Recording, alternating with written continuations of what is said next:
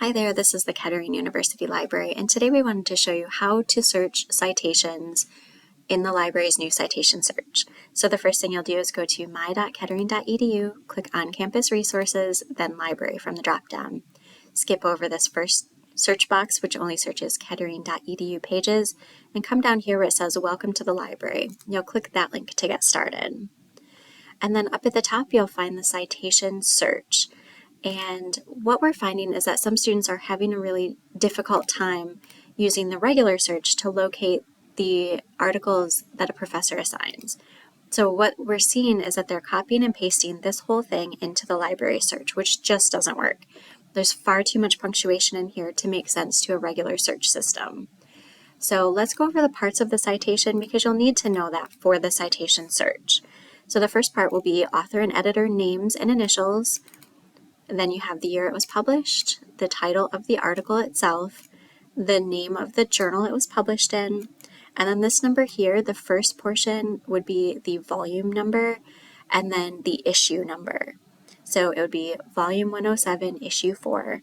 Next is the page number or page numbers, so it might say 496-9, which will be page 496 through 499. And last up is the DOI, which is a digital object identifier. So when we go to our citation search, it does give you a few options at the top. This one's an article, so we're going to stick with that. And the title is From Trolleys to Risk. It's in American Journal of Public Health. We know that it was volume 107, number 4. The starting page was 496. The author's last name was Goodall. And then the year it was published was 2017. And you don't have to fill in all of these things to get an accurate search, but I do recommend at least 2. It does really help hone in on the exact thing that you're looking for. So go ahead and click Submit at the bottom. And this particular article, it says multiple items found, and that just means that this article is on multiple databases that we subscribe to. Doesn't matter which one you choose, they're the exact same article.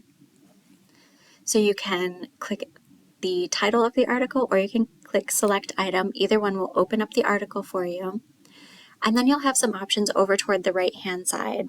So you can download it and view it full size, you can zoom, you can print it, email it, or get the permalink to this exact article. So we hope that this helps. If you're finding still that you are not finding the article, book, or book chapter that you're looking for, definitely email library@kettering.edu and we can get it for you, whether we purchase it or borrow it from another library. You can always chat with us on our main page, or you can even come visit us on the 3rd floor of the new Learning Commons, and we are happy to help you. So good luck.